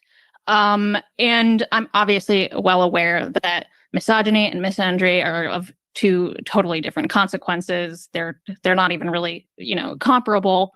But on a basic level, regardless of whatever like the consequences of misandry might be and how it might affect men or whatever, I don't think being being a misandrous woman, I don't think is actually making us any happier. Is A lot of you, listen, I know the jokes, a lot of men are going to die alone. Yeah, a lot of men have always died alone. That's one of the, that's the deal with being a man. You can be fabulously wealthy or you can die alone in the gutter smoking crack, right? It's totally up to you. Totally up to you. But at the same time, a lot of you women are going to be old and alone with your cats and your AI powered dildos. Is kind of my big issue here. Yeah, I'm trying to square whatever argument it is that I'm making against my general attitude that manifestation is good and positive thinking is good. Before I come back to that point, though, I do want to say you did get kind of beat up a little bit online about this particular topic of comparing the manosphere to female-oriented or female-driven heteropessimism. You wrote in the article, heteropessimism isn't just for women. Men like white nationalist Nick Fuentes and the Tate brothers, influencers who are accused of human trafficking and rape, also promote a form of heteropessimism. Their basic argument is that women are not worth the time or something to dominate and discard, that there is something wrong with them and that men are better off alone. These manosphere figures are far less thoughtful and more hateful in their wording than Now, I mean, honestly, a lot of men in the modern world are better off alone than, being with your random modern woman. And I hate that that's true. I love love. Whether or not I'm good at it is irrelevant. I love love. But I just think that's a general, real concept. And it's unfortunate. The same way a lot of modern women have looked around at the landscape. They looked at all that they have, all that they've achieved. And they say to themselves, you know what? I'd rather be alone. I can do it without, a husband. And nobody hates on them, but you know, when men say I can do it alone, it's like you're breaking the matrix or some shit. They send agents at you doing kung fu. It's crazy. Feminist hetero pessimists, but their argument is functionally equivalent. Both groups argue that the other half is just bad. Give up, they tell us. Both are willing to let the cycle of loneliness and atomization continue. Again, to the polycule, there was some frustration here among that group as well, because one, it's not just that there was a feeling that, and you just acknowledge the difference. You acknowledge the difference in scale and magnitude in this piece as well. But one, I think women are not saying you're better off alone. The women are lamenting publicly. A lot of the women are literally saying that, celebrating it, you know? They celebrate their divorce and they shout their abortions. What do you mean? But one, I think women are not saying you're better off alone. The women are lamenting publicly that they would very much like to be partnered. And the Andrew Tate side of this equation is saying, you know, pump them and dump them. Mm-hmm. Right. And I think that the female backlash to this is, okay, but I love men and I want men and I'm desperate to be around men. I'm openly articulating my desire for men. I think men have worth and I want them in my life and I want them in my house and I want them to, you know, be the father of my children. And I can't find one who's willing to do so. And again, I refer you back to the 80-20 rule. It's not that women in general love men, right? Like you're hardcore. I was the OG lesbian ever since Stonewall. Like those women all love attractive, wealthy, masculine men who are, you know, charming and courteous and respectful. You know, that is one of the female archetypes for the perfect man or whatever, right? A lot of women do love the beautiful, theoretically perfect niggas, right? That's what they have in their mind, like this image, this idea of, you know, the what was that guy, the Adrian Gray or whatever? What was the name of that guy from 50 Shades? Dorian Gray. Dorian Gray. All you bitches love Dorian Gray, but that doesn't mean that you actually like men. And I think Brianna has kind of like she's got lost in the haze on that one. She doesn't quite understand or want to acknowledge that women are engaging in a little bit of subterfuge when they play this game of, you know, we really like men. No, you like some guys. Most women like some guys, right? Because, you know, that's also just the general nature of women. Women I don't think have ever been broadly like receptive of all men ever, right? That's just not how they're wired, and that's fine. But to say that women, like, you know, we love men, no. Even the worst of you only like the best of the men, but you don't really like men. And that's a big difference. And I think it's lost on you and by extension, lost on your audience at this point. I want men and I'm desperate to be around men. I'm openly articulating my desire for men. I think men have worth and I want them in my life and I want them in my house and I want them to, you know, be the father of my children. Yeah, they all want Christian Grey, all right? They don't want, you know, John Mayfield, who drives the bus, you know, he's got a 401k and a pension.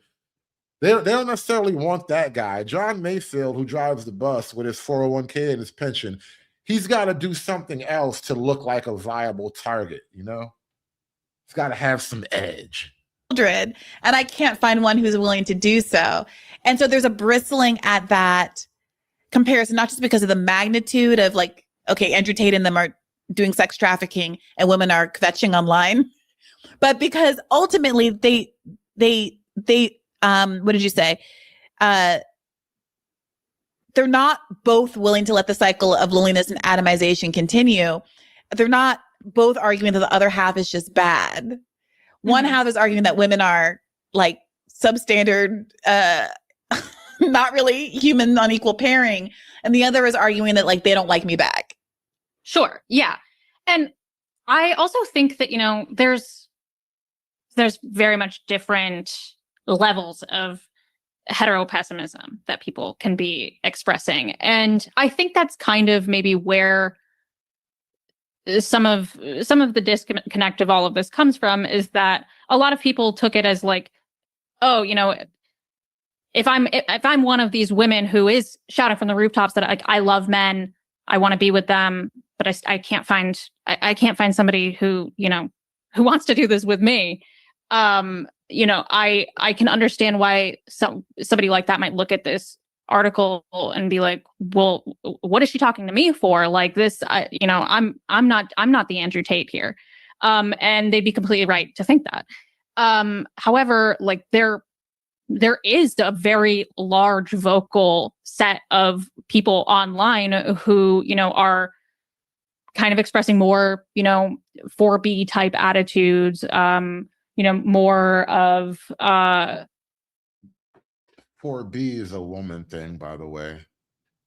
There are no manosphere guys who are talking about some 4B shit. Unfollowing, other women online when they get a boyfriend or, things of that nature. And while, again, to reassert the point that misogyny and misandry are not the same thing, I think that when we look at what the end product is, for people on an individual level, by aligning with either of those ideologies, it's the end point is really more time spent angry online, and that's where the similarity between the two lies. I think that women who are loud in their desire for men, and also in their criticisms of what they're actually experiencing in dating, those aren't exactly the women that I'm speaking to. It's funny because there are men in the polycule, and one of them was participating in this conversation we're having today about this interview, and he and other men have said that they also feel hetero pessimistic, that they feel as though the swiping culture, the women they meet on the apps, leads. Now, right away, I got to say something. I should have started out talking about this, but I want to point something out. I really dislike the term hetero pessimism. It almost sounds like, dating has gotten so bad for you that you almost regret being straight now. And I got to say, I have never had a dry spell that ever felt anything like hetero pessimism, right? It just never occurred to me to be pessimistic about heterosexuality. Like what the hell is wrong with you people? Like, really, it is a real question. I'm not trying to be like provocative, but are you having such a hard time in the game of love that you now you resent even having to play the game? These people are crazy. I'm telling you, they're crazy.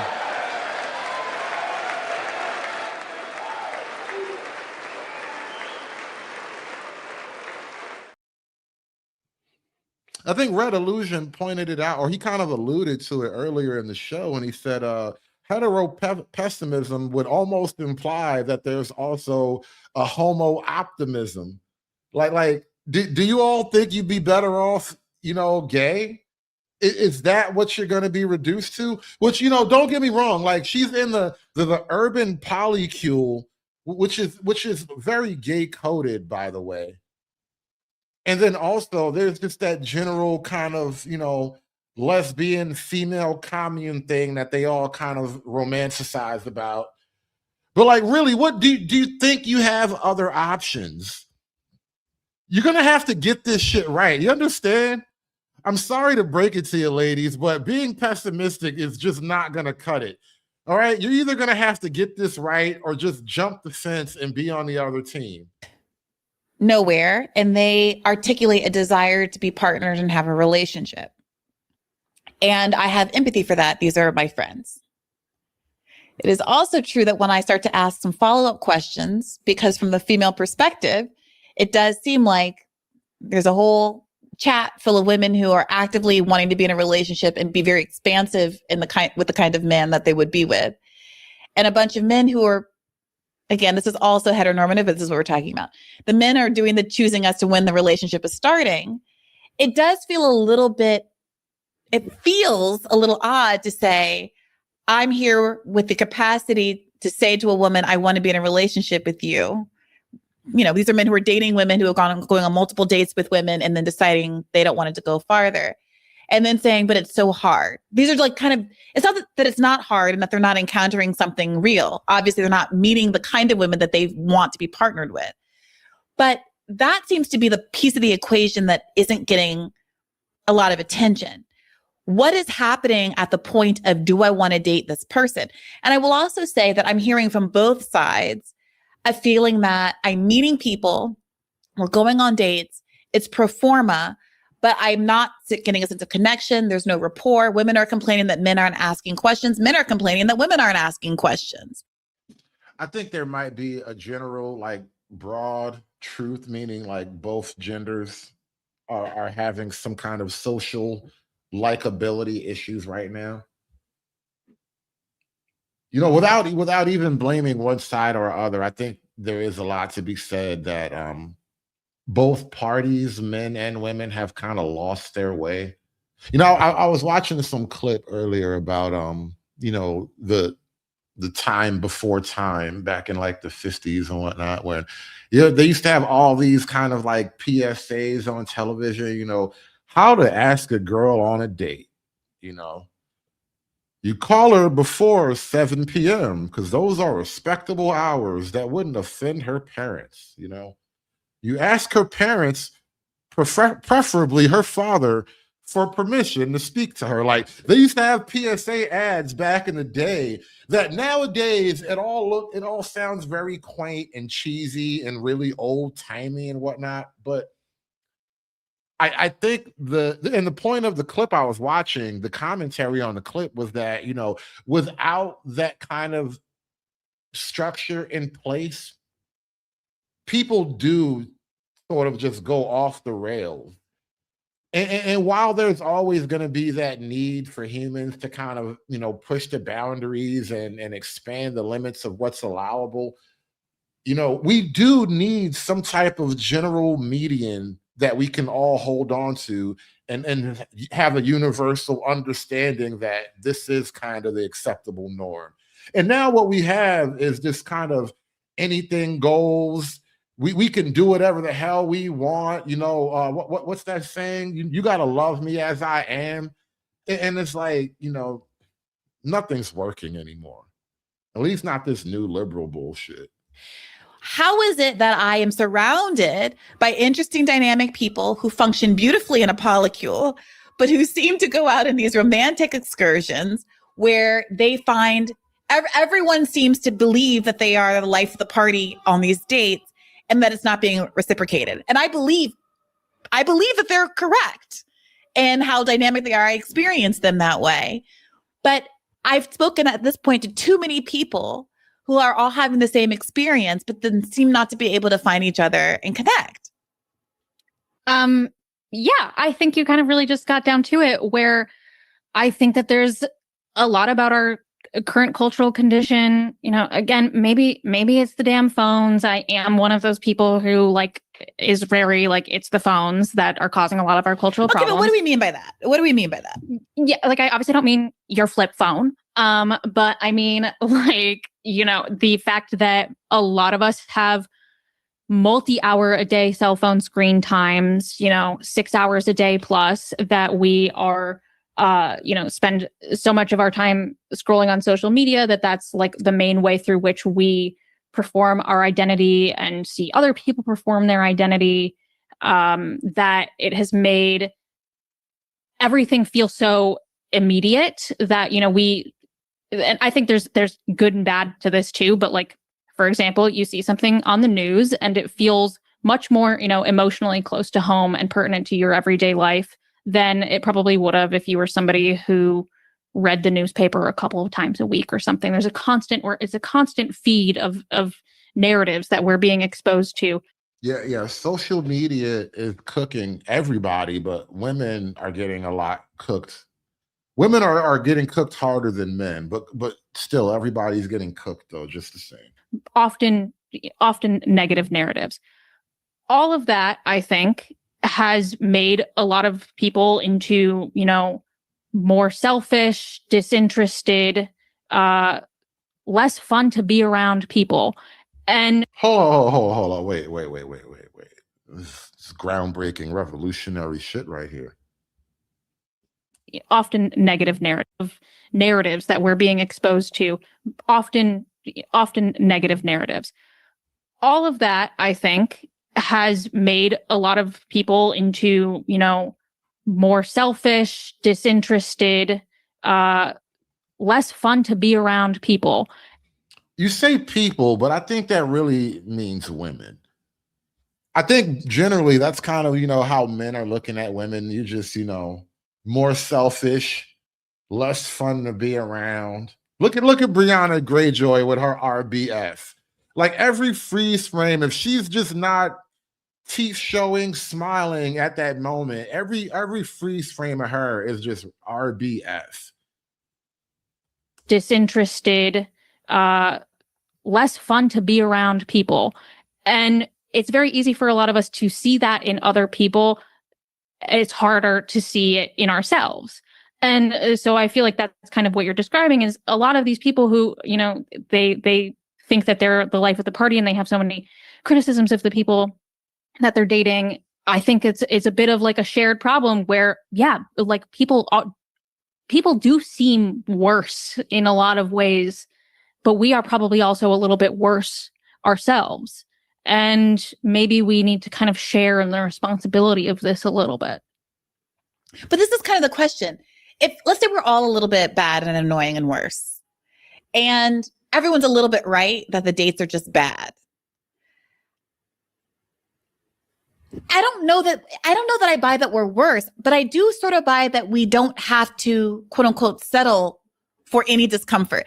I do sort of buy the idea that not that it's the phones per se, but that there is a low tolerance for discomfort that the modern era and modern conveniences, including online life, has brought. And that, again, if you don't need to literally split rent to survive, or literally get some genetic material to make a child and to help you financially support that child. Now here is Brianna basically laying out the very kind of just structural reality and the criticism that I've been pointing out for a while. It's beyond women just being hot girls and all of this. Like all that stuff is bad too, but ultimately it really does boil down to just money and the general like structure of society. The shape of modern society does not, it's not conducive to traditional romantic relationships. Then it is much easier to write somebody off for idiosyncrasies that you might have accepted in the past. And by the way, some of those idiosyncrasies are significant, and people in the past should not have been together, but they didn't really have any choices. So there's in your article, you talk about the value of hetero optimism. You kind of recount all the reasons why it's as good a time as any to be. Yeah. You better be hetero optimistic. You better love being straight. All right. I don't know if you're going to like your other options better. Like, I promise you better love this shit. Heterosexual, and you talk about, well, yes, Roe v. Wade was overturned, but you still had better access to reproductive care, and cite some other examples about how feminism has made wage parity better than it's ever been. And so it's a good as time as any. Wage parity is literally the core of the problem. And there's no way to really get women to be like emotionally comfortable with that basic fact. But that really is the basic fact of it. Wage parity is really what's killing everything else stems from the idea or the efforts to have wage parity. But that the flip side of that is, if you do have these sort of advantages and these freedoms, then do I need to get into my, like, what was constructively an arranged marriage or a required partnership? And I think that, to me, that is part of why there's despite it being called hetero. I was just asking, I'm dripping them over there. Do you think arranged marriages can save the community? You know, even if it's just like, all the single moms and the Section 8 polycule, do you think Keisha's son and Latavia's daughter, if they kind of put them together and try to guide them through it all, you think they could kind of bring everything back? Arranged marriages for Section 8 kids. Pessimism, there's this kind of like sigh of relief and optimism that's coming from the female side of this that sometimes gets expressed as like man-hating, man-bashing, which is like, fuck yeah, I'm free. Mm-hmm. Like, I don't have to, these women are saying, well, I'm lowering the bar. And then one day they read an article about the state of the world. They're like, oh, it's not just me. Great. I don't have to do this anymore. And you said earlier, I don't think that there's a lot of constructive discourse about what it means to decenter men. Au contraire, everyone talks about communes. There's so much discourse about communes and what it means talk to a lot buy about a house in the street with your friends when you get older. Yeah, go ahead. Yeah, they talk a lot about it, but like, I want to see it. I want to see some of this happen. I don't want it to just be a conversation that happens online. You're talking to a woman in a polycule, so. Yeah, again, Brianna, you are, I'm just going out on a limb. You're relatively upper middle class woman in New York City, right? You ever notice how, and there's a whole industry, there's like a whole bouquet of tricks and little scams they pull to make this work, right? But you ever notice how the burgers and commercials are just phenomenally more visually appealing than the burgers that you unwrap from McDonald's or Burger King or whatever? And it's because the burger that they show you on television is effectively fake food, right? It's like plastic lettuce. The bun is really like some type of clay product. The seeds are some type of other thing. It's not really a sesame seed. Like, almost everything about the burger that they photograph. As a matter of fact, they take a water bottle and they spritz it a little bit so the lettuce can look extra moist as it's dripping off the burger. Like, they show you this incredibly photogenic, mouth water inducing, I want to eat this and die right now type of burger, right? But the burger that the average person gets from your average fast food restaurant looks nothing like that, right? Brianna Greyjoy is the television burger of polycules. That's really what she is. She is the TV, the unstoppable burger of polycules, right? It looks great. If everything in your life goes perfect leading up to this moment, then this is kind of what you could have, right? Bacon, lesbian, and tomato is hilarious. But that's basically what, she's kind of like giving as this false impression, where in reality, most women are going to live in the high crime, high trauma, emotionally unstable, government-sponsored Section 8 relationship polycule. That's what most women are going to have, is the Section 8 polycule. Not this fabulous Madison Avenue bullshit. No. Most women are never going to get a polycule that is as great as Brianna Greyjoy. Brianna Greyjoy, remember when they added a black girl to Friends? Remember that? You guys remember Aisha Tyler? That's what Brianna Greyjoy represents right now. Brianna Greyjoy is kind of like the black girl on Friends. Like, and most of these broads will never, they're not even going to have living single. You're not gonna be like Regine and Queen Latifah and them.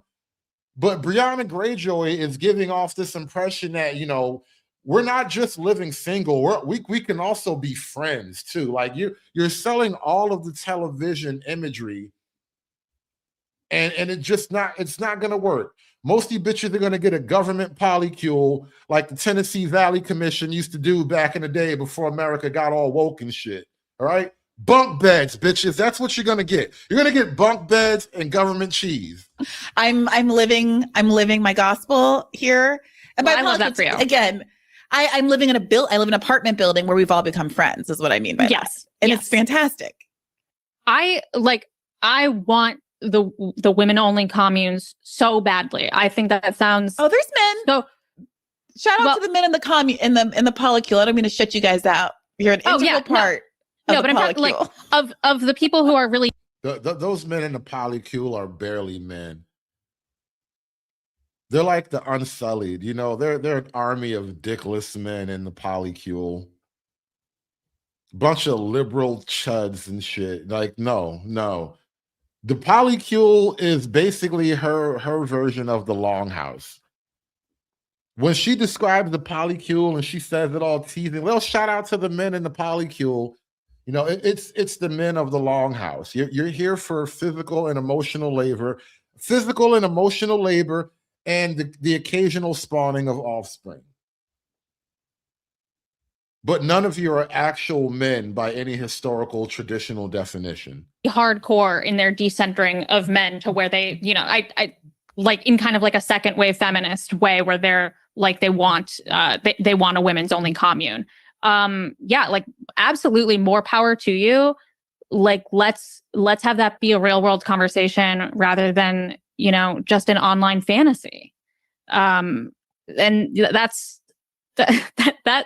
really where it comes down to for me. Like if reading something that has, you know, a hetero pessimistic tone to it makes you feel like you're free now, be free. Go be free. Like stop spending your time on the internet, you know, being angry about men. Stop scaring the bros. Women are literally online begging other women to stop scaring the bros. You guys remember that? Every now and then, you know, somebody on YouTube would be like, oh, stop scaring the hoes. You know, that's what I get accused of, low key. Nobody says that shit as cleverly as that, but that's basically how people react to me. You know, when I say something provocative, you know, women shouldn't be voting. Welfare is bad. You know, like what people act like I'm scaring the hoes, but in reality, women are scaring the bros. Like, stop scaring the bros. Kid, don't you want to be happily married one day? Don't you want to have all your children by the same guy? You know, don't you want a man to work hard and die one day and leave you all of his shit? Right? You're scaring the bros, God damn it. Stop scaring the bros. If you don't have a man, you ain't nothing. Reading something that has, you know, a hetero pessimistic tone to it makes you feel like you're free now. Be free. Go be free. Like stop spending your time on the internet, you know, being angry about men. And I think that's, again, where like a lot of this division and separation comes from, where there's a very big difference between women who are, you know, authentically decentering men or, you know, lamenting their lived experiences as a way of like blowing off steam in dating, but are still, you know, still giving this all their best shot. And then people who... Right. You think all this online bullshit is just, you know, it's just cute. Tee-hee. But in reality, men are getting a view of women that was literally impossible up until the modern internet age. Men are getting so many negative images and negative messaging in regards to women that it's just destroying what we used to call like the feminine mystique, right? There is no more feminine mystique. There's just a bunch of raggedy bitches and a handful of women that you might possibly try to make it work with. Good women are dead. Evil bitches, rise up! are kind of getting very wrapped up into an internet subculture of hate that, again, the hate might not have as much, consequence to the men that they're hating, but like, it's not making these women actually feel good and be more liberated and be happier. It's making them spend more time online.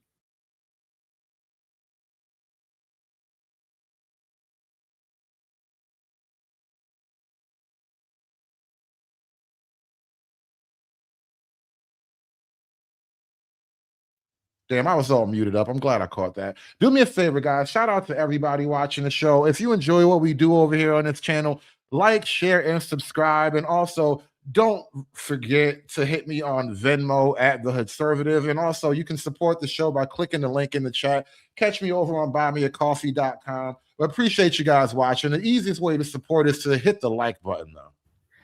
It's so tough. It's so tough. It's tough. Why is it tough? Why? I know that it sounds like I'm willing to basically let the women off the hook. I hear that. I am self-aware. And I think the reason is because, again, I'm around women all the time and I talk to them and I see them kvetching a little bit in the chat and then saying, let's get dressed and go and watch some World Cup games and see if we can meet anybody. Damn. They stalking the World Cup games now. The men aren't hunting you. You got to hunt the men. And just like Ned Stark said at the beginning, Winter is coming. Winter is always coming. Around women all the time. And I talk to them and I see them kvetching a little bit in the chat and then saying, let's get dressed and go and watch some World Cup games and see if we can meet anybody offline. Right? Yeah. I'm seeing them still trying. I'm seeing them self-better. I'm seeing them engage in new hobbies and, picking up late in life creative exploits. I see them having professional success. I see them, getting lash extensions and skin treatments and trying to get better every year and joining run clubs and all this. And I do see some of that from the men in the group as well. I don't mean to, but it's hard for me. And I don't think the men in the group are Andrew Tate either. I think neither of these people are the maximalist caricatures out there. I do think that though I've observed very broadly, a difference where I do think, and I think the studies bear this out, that because of the way that women are socialized, not because of any intrinsic superiority or anything, but because of the way that women are socialized, we are sort of ahead of the curve in terms of figuring out what life is looking like outside of partnership. And this is another situation of fish being unable to fully describe the water that they swim in. I don't disagree with what Brianna Greyjoy just laid out, right? In a lot of ways, women are like socially more secure than a lot of men, right? But at the same time, on that very same notion, a lot more government and social effort and energy is put into making that very thing true. And they'll never acknowledge that, I am the product of, a collective of efforts to put me in this position. It's, it's like that Obama thing, you didn't build that feminism. We built that for you. Figuring out what life is looking like outside of partnership and, making friend groups and prioritizing each other as emotional life of your friends and a kind of a stand-in for what a male partner might have once provided. And when I hear my male friends talk about the state of affairs, it does feel more severe, which is an odd thing to even say because socially we're told like it's like social death for a woman to not get married and have kids. And we have phrases like old maid and spinster that have no equivalent among men. But my experience is actually that the women are sort of faring better emotionally, which I have a lot of empathy for the men. Even as I say that I'm so like curious and a little skeptical about why, if they are faring. you know, having empathy for the men must be really hard for her. And I just want to take this moment to acknowledge that. You know, I know this has to be difficult, but you pulled through and you made it. You lived. But you know, thank you to Brianna for struggling and surviving, having empathy for men. Men emotionally, Mhm. which I have a lot of empathy for the men. Even as I say that I'm so like curious and a little skeptical about why, if they are faring so poorly in this, why there isn't more of like, frankly, a lowering of the bar on their end and like a desperation of anything to just like get a woman to be with them, because it feels like there's many who would. And in fact, they're dating ones who want to be with them, but then it's not that woman. And it's like, okay, well, all right. Yeah. Yeah, as much as women, and this is really the supreme irony of just the modern world, as much as women are complaining that, you know, men in general are undesirable and undateable and unmarriageable and whatnot, at the same time, those very women, when they do find men that they consider dateable and desirable and marriageable, those men don't want none of these hoes neither. The men that you want don't want you. I think that, you know, it maybe one of the reasons why right now why it's a little bit more challenging for men to kind of step up and like, you know, become the appealing partner that they need to be is rooted in economics a bit. I think that, you know, with women now, you know, outpacing men in educational attainment and often in, you know, economic attainment, especially in a place like New York, you know, for a young man who doesn't really see much like economic future for himself, you know, educational opportunity for himself, it's a lot harder, I think, to, you know, look out into the landscape of the world and, you know, be like, I'm going to join a run club and that's going to make me a more attractive partner, but also not to let them off the hook either. I think that young men very much need to be doing that. I think that if, you know, if young men are in a position where they're looking at themselves and they're like, well, I'm not going to be this like, you know, highly educated breadwinner that I once thought was like socially expected of me. No, you can't all be Chad. You know, I'm reminded of that great speech from Fight Club. You know, we all thought we were going to be rock stars and movie stars, but we're not. You know, there is no great war. You know, our great war is internal. You know what I mean? It's like there is just that cold, sobering reality of just the basics of life. Then, you know, then they need to look at themselves and think about what else they can bring to the table. 100% Ding, ding, ding. Men need to be doing that a lot more. But I also think that this is a big opportunity for men. And there is some data to say that, like, you know, a lot more marriages of the future are going to be educated women and non-college educated men. But that, you know, but there will also probably be way less marriages on the whole. And I think that's the unfortunate bite right there. Like, yeah, women are going to be forced, you know, God help them. They're going to be forced to date down socially or economically, but most of them just won't bite the bullet. They just won't bring themselves to do it. It's going to take a lot of social reinforcement to effectively break women from their like biological preternatural desires and shit. You can be this ideal of like a, you know, a well-paid blue collar guy who, you know, has the politics that a woman desires. He cares about himself. He cares about his hygiene and his health and family and friends and all of that. Like, and notice, yeah, the politics that a woman desires, right? Like, think of that for a minute, right? They want the man's mind to be acceptable to the female, which is like, you basically want niggas to be mentally gay, you know. And this is kind of a phrase I've heard, especially like female coaches say this to their you know, female clients. you can't expect your man to be like one of your girlfriends. Like the things that you expect from your man shouldn't always be similar to what you expect from your female friends, like emotionally. But the women kind of always seem to describe that type of, scenario where you're like, we have to have the same politics and shit. Like, no, he has man politics. You have girl politics. That's why we don't want you voting.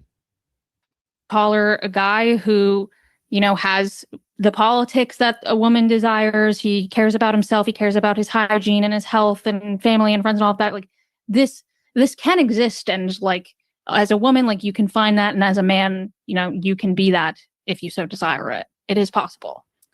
So I call this the Tyler Perry fallacy. Because if you're not familiar, a trope in Tyler Perry. Thank you. Brianna knew right away. It is some bullshit. We all seen this movie before.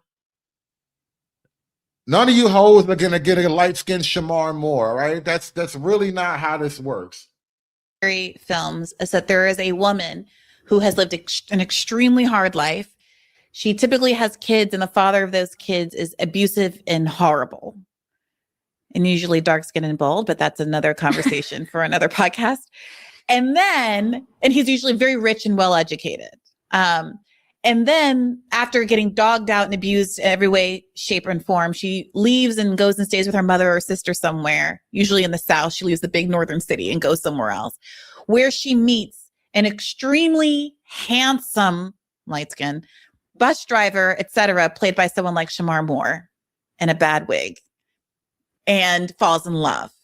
And the implicit lesson is that women are experiencing romantic hardship because they are valuing superficial characteristics like education or money. But there are all these good working class guys to be found. I will say, for one, that if I happened to come upon a bus driver that looked like Shamar Moore, I would be 150% on board. Now, that's kind of what I was joking about earlier when Brianna made this comment that, when women are out here professing to love men. No, they don't. They love the idea that they could maybe one day be with a Shamar Moore, right? They're all looking for their Christian Grey Shamar Moore, the Tyler Perry rescue me from my Section 8 ghetto drama bullshit nigga. Like, there's just never going to be enough of those guys to go around. And Shamar would never stay with you anyway. But, a girl can dream, right? It's whatever. And especially if, like in the Tyler Perry fantasy, he's extremely kind. He accepts my 3 children. He's warm and understanding and supportive. And he is a wonderful chef and all of these other qualities that he's bringing to my life, even if his salary, bus drivers make a good salary, but even if his salary wasn't what my rich financier exes. Hey, Cortez, listen, these women don't know that Shamar Moore is under 6 foot tall, right? He always looks taller in a Tyler Perry movie, all right? The nigga always looks taller on TV. That's just how that goes. Stop trying to ruin the magic. This was.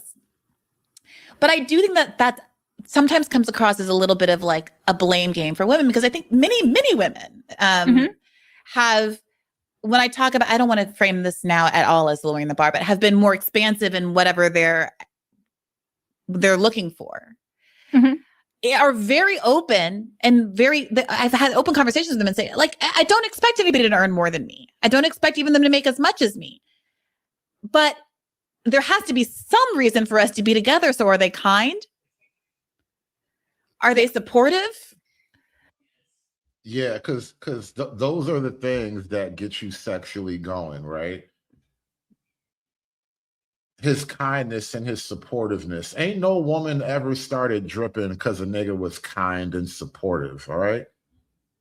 That's just a basic reality. These are the things they say. This is like, you have a nice personality. Like, I don't care about that in reality. Attraction, and this is just a black pill for a lot of people, but it is what it is. Attraction is a lot more based than, is he kind? Is he supportive? Is he gonna respect me? Like, stop lying. Why you gotta lie, Craig? To make as much as me. But there has to be some reason for us to be together. So are they kind? Are they supportive? Do they seem to like me? Do they listen to me? Do they respect me? You know, is there not going to be a jockeying for power because of insecurities that are bred because of the difference in our earning power? Mm-hmm. And when the answers to those questions are no, you know, it gets framed as you won't date someone who makes less than you. And I think this is a great place to end it. They've almost wrapped up this conversation, but you know, I think we've kind of got the broad strokes of what these girls are talking about here. That's like 90-ish% of their conversation. And there might genuinely be no saving these women. We're going to need something that is, you know, the effect of a nuclear holocaust or a meteor or something. Like there's no stopping this train. But, you know, at the very least, the women are starting to get nervous, you know, progress, I suppose, or whatever. But shout out to everybody watching the show. Thank you all for tuning in tonight. Do me a favor, like, share, and subscribe as we pull up out of here. Let me know in the comment section, what do you think about modern women, these modern leftist liberal women, and this new hetero pessimism? And while we're on the subject too, because this is another reason why I got to get out of here, you know, shout out to hetero optimism, you know, keep hope alive, right? Keep hope alive. You never know. You never know. About to go get me a plate of food. Somebody just cooked for me. You know, she mad at me right now, but she still made me some food because that's what hetero optimism gets you, right? Keep hope alive, goddammit. Don't let these urban polycule bitches get you all hetero pessimistic or whatever the hell they be talking about. This shit don't make no goddamn sense, but we out of here, y'all. Thanks for watching. Aspiring to be patriarchs like what white men have, that isn't freedom. That isn't going to help anybody. It's certainly not going to help black people. It's done. It's done. It's done. It's done. It's done.